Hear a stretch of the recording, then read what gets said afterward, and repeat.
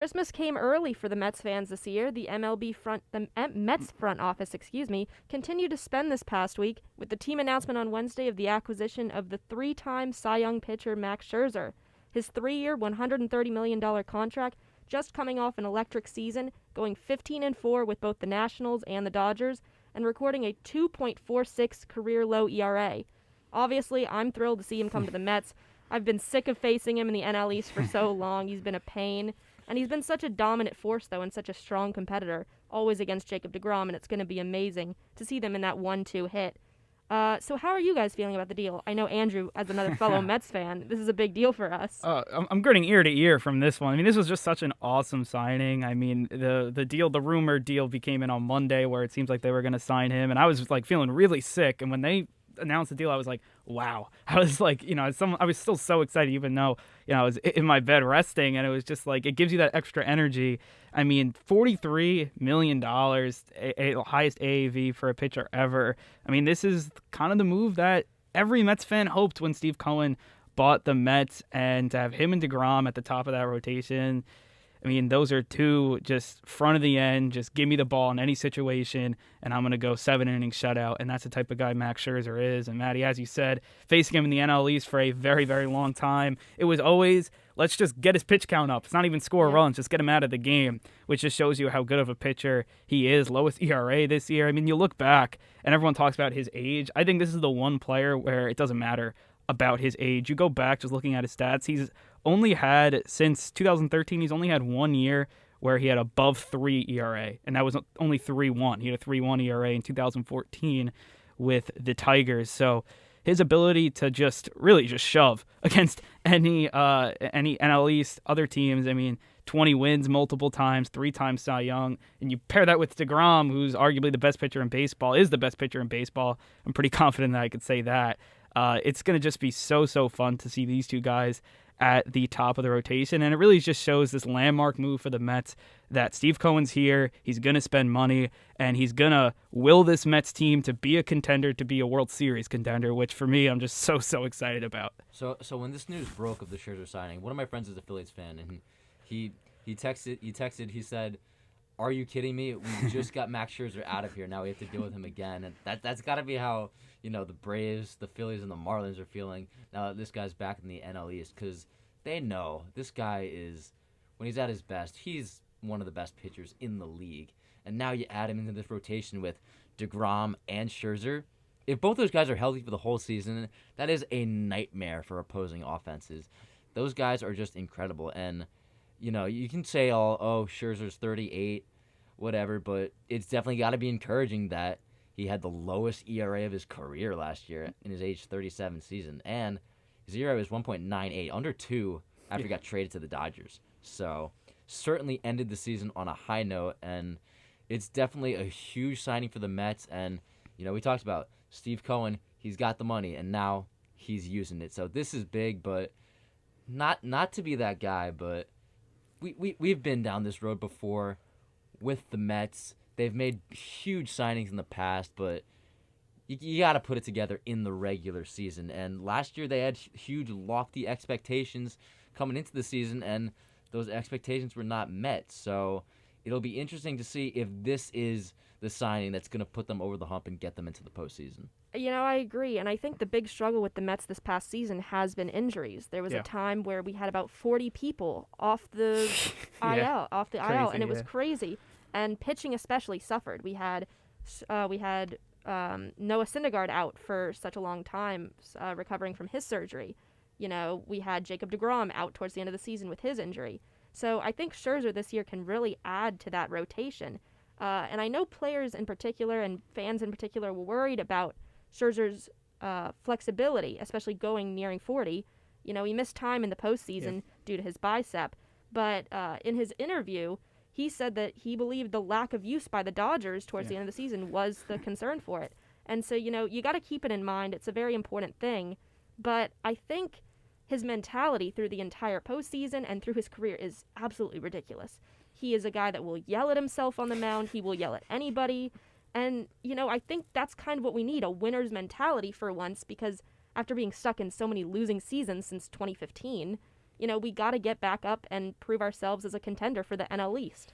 Yeah, to me, I think Scherzer's that guy. I mean, deGrom's a bulldog, but he's a bulldog quietly. He'll do his business, strike out 15 batters, and just go back, take a shower, and good night.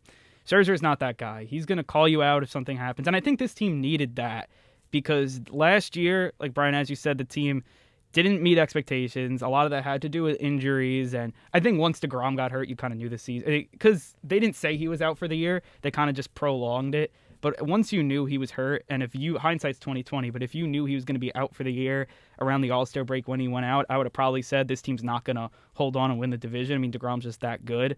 But, I mean, Scherzer, I think what this team needed, they were just, not to say they were soft, because I don't think they were soft, but they were always like, it seems like they were two pals together. Everyone was, doing great. That's what it always was, the thumbs up thing, and how that, I don't think that would have happened with Scherzer. Scherzer knows how to win. He's going to win, and he's going to call people out if, that competitiveness is not there. And we've seen that over and over in his career. And, you talk about how he's yelling himself on the mound. There's a meme of him just, yelling at himself, cursing at himself on the mound. I mean, it's just these types of things. He's just a gamer, and especially in the playoffs, you've seen it from him. I mean, in Washington, pitching, closing out that World Series for them. And he knows when a team has a chance to win, he's going to give it his all. And I don't think he would have came to the Mets if he didn't think they were ready to win. Well, I also don't think he would have came to the Mets if they didn't offer him $43 million. Very true. Very true. Money talks. I mean, there were other teams involved in the Scherzer discussion. I'm sure the Dodgers wanted to bring him back, and other teams were probably in the mix as well. But when you see Steve Cohen opening up the wallet and saying, "I'll give you $43 million," I think you know what the answer is going to be. So the Mets were clearly, when that was an option, obviously the Mets were in play. And now, obviously, the Mets have a top-tier rotation, and they're obviously, a favorite to get into the postseason. And the interesting thing about the Scherzer signing is it hasn't just been Scherzer. It's been Starling Marte, too. It's been Mark Canha. It's been a lot of other guys as well. I wanted Starling Marte for about 4 years, so to actually see him to come on the Mets, I was like, oh, wow. I was like, maybe we are for real. So there you go. And, I mean, Steve Cohen, $43 million for a guy who's going to be 38. It's a lot of money to invest in, considering Scherzer's making more money than a couple of full teams. So that's pretty crazy. But at the same time, Steve Cohen is about the richest man in America. So what's $43 million to him? Yeah. It's nothing. So there's not a ton of risk involved here, given the Mets situation, given the context of what they're dealing with Steve Cohen. So really, this could work out really well for the Mets without giving up a ton and risking a ton in your future. Yeah, I agree. I mean, I think the difference between the Scherzer deal, which is our big deal this year, and compared to the Lindor and Baez trade last year, is Scherzer's coming off of a winner's team. He's coming off of a Dodgers team. He's coming off of a Nationals team, whereas Lindor and Baez coming off the Indians, who had a decent run in 2017, but other than that have had little success. Scherzer's going to bring that mentality because we've been stuck in this rut since 2015. It's been awful. Also, Lindor, a very small market in Cleveland. Correct, yeah. And Scherzer, Washington or LA, huge markets, obviously. Yeah, and I think for Scherzer, besides the money, the big thing that Cohen has to pitch to him is his amount of time he's going to be able to pitch. I think the biggest argument he had with the Dodgers going out was the inability to be doing all these innings. The Dodgers had a pretty good lineup with all of their pitching. So for him, he wants to be the center focus. And while he already knows the time difference he's going to have with Jacob deGrom, he's still depending on being that big number 2 spot. And, I think that's a really important thing, and I think that's why the Mets ultimately were such a great place for him. Yeah, I think him and deGrom, I think he said, well, we're going to do a lot of cool things, is what he said. I was like, good luck to the rest of the league if these two guys are healthy. And to have him and deGrom in the same rotation, I still can't believe it as a Mets fan. Just like that, Max Scherzer is a New York Met.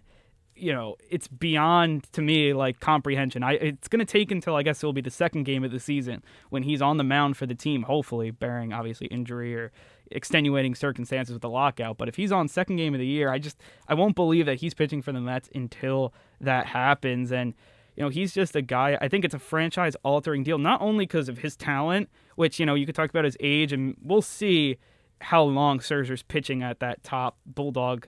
You're hoping this year, beyond. I mean, yeah, he is getting older, so, we'll see at this level. But the Mets also, back in 2005, signed Pedro Martinez, who was at the end of his career. But it kind of signaled that the Mets were in it. Obviously, they had a great year in 2006, fell short of the World Series, but they won over 100 games. So I just feel like this move shows that, okay, we're ready to compete. We're ready to be not only an NL East contender, but also a World Series contender.